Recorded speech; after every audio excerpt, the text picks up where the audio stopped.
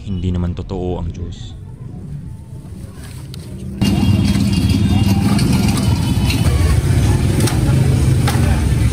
Ito pa. Salamat.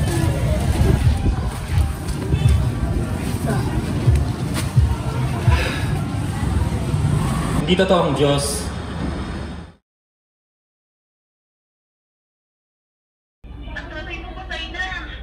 Kung talagang totoo ka, tulungan mo ako.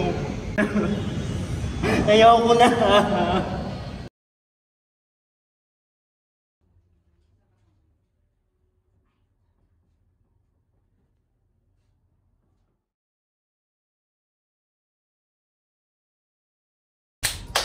Oo, kayong dalawa dyan. Mamaya na kayo maglaro dyan. Papakainin ko muna si nanay, tapos sabay-sabay na tayong kumain mamaya, ha? Nay, kakain ka muna, ha? Para kailangan mo lumakas, Nay, ha?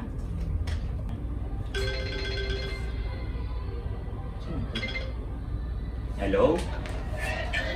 Hello po. Sino to? Ang tatay mo patay na. Ano? Anong patay? Hindi mo nabalitaan na aksidente. Ano? Hindi totoo yan. Nay. Hindi totoo yan.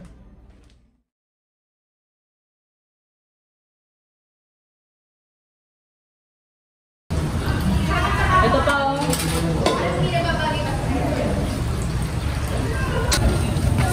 Tayo, basta. Basta, 5 minutes. Salamat.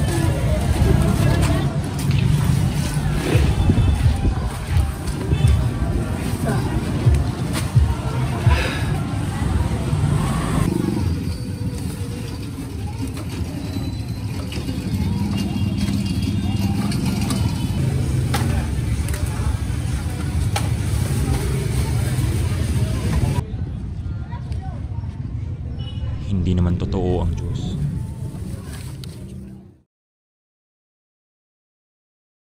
Tama nga naman. To be honest, Eunice. Maaari ka po magsagot. Ma'am, si Lord kasi palagi namang nandyan. Magdasal ka lang sa kanya, may problema man o wala, papakinggan ka niya. Hindi maayos at magandang kasagutan, Eunice. Ikaw, anak, Jet. Sige na, anak. Huwag ka nang mahiya, mag-share. Tungkol doon sa kay Sarah ang aking dinatapos. Diyos?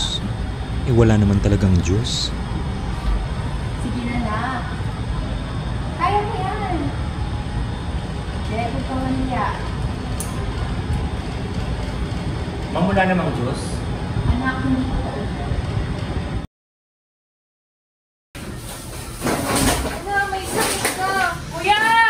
Sandali. Kuya, si Jay! Nag-aalis ako dito ng kinalakan ko. Ano? Kuya!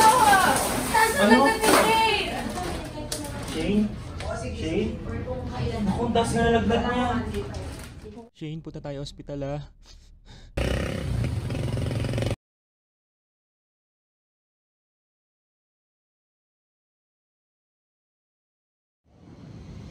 Hindi ka naman talaga totoo. Diyos? Oh, walang Diyos? Patawa. Wala namang Diyos? Walang Diyos.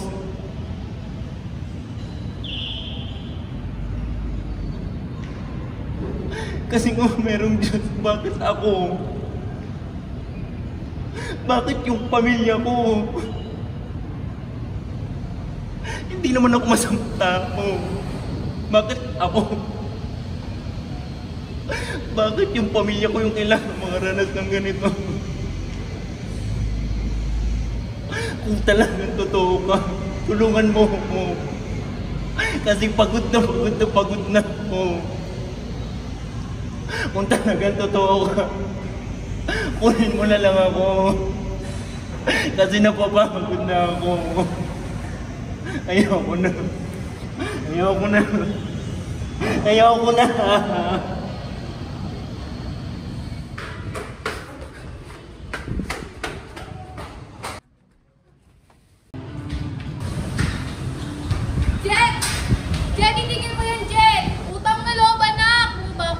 Pagod na pagod na. Anak! Gusto ko na matapos. Anak, mag-usap tayo. Pagod na pagod na. Anak, bumaba ka dyan, anak. Mag-usap tayo. Totoo ka ba talaga? Anak, Kung talagang may Diyos, bakit ako lagi ang pinahihirapan ng ganito? Bakit ako lagi ang kailangan magdusa? Tama na, ayoko na. Jet, Ayoko na. Tama na! mag-usap tayo. Walang Ayoko na. hindi solusyon ang pagpapakamatay, anak. Sinusubukan lang naman niya tayo. Sinusubukan niya lang tayo kung hanggang saan yung pananampalataya natin sa kanya. Anak, nandito, karamay mo. Alam mo, ang nanay at tatay ko ay bedridden na. Hindi na sila nakakakilos. Ako ang nag-aalaga sa kanila. May 3 akong kapatid at ako ang nag-aalaga at nagpapalaki sa kanila. Gusto ko ring magpakamatay noon dahil hirap na ako. Pero ito, lumaban pa rin ako.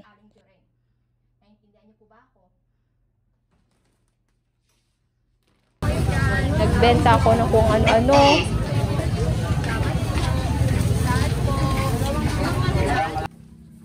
Namulot ako ng plastic at bote.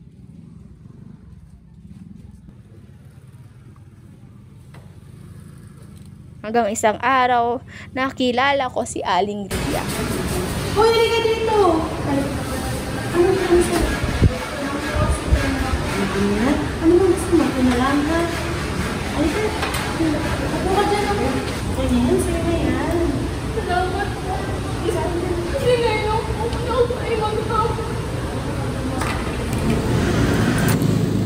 Sinusubukan lang tayo ng Diyos kung mananatili tayong tapat sa Kanya. Sa kabila ng maraming problema, tumawag ka lang palagi sa Kanya at pakikinggan ka niya.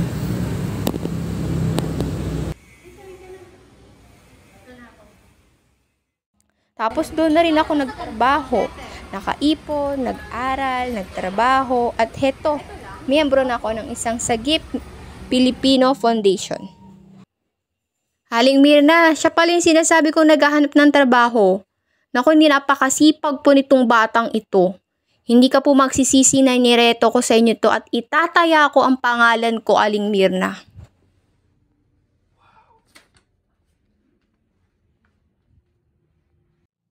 Naku, Jet ha, payat-payat mo na. Ngayon ay sumasama ka na sa aming pamimigay ng donasyon sa iba't ibang lugar. Dapat magpalakas ka, mag-exercise ka. Baka mamaya kapag pinagbuhat ka namin ng sako-sakong donasyon ay makalas ka. Grabe si ma'am. Sige ka. Sige na nga po, mag-exercise na ako para naman magkalaman ako nang hindi na ako makalas kapag nagbuhat tayo ng mga sako ng donation. Grabe po kayo sa akin, ma'am.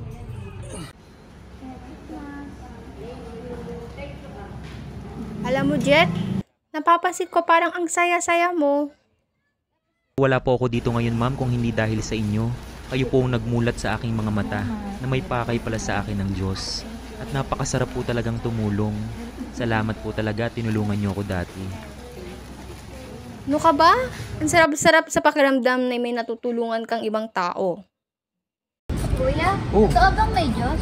Oo naman, bakit naman naitanong? Kung may Diyos, bakit mahihirap lang ang may problema? Nako, alam mo, lahat naman tayo may problema. Mayaman man o mahirap, lahat tayo nakakaranas ng problema.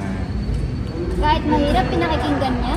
Oo naman. Alam mo, sa totoo lang, mas mahal nga ng Diyos yung mga mahihirap. Kasi yung mga mahihirap, tayong mahihirap, tayo yung palaging lumalapit sa Diyos. Tayo yung laging tumatawag, tayo yung laging nagdadasal. Kumpara dun sa mga mayayaman na nandyan, dahil sa sobrang yaman, hindi na sila lumalapit sa Diyos. Pero tayong mahihirap, palagi tayong pinakikinggan ng Diyos. Alam mo, Sinusubukan lang naman tayo ng Diyos kung mananatili ba tayong tapat sa Kanya sa kabila ng maraming problema.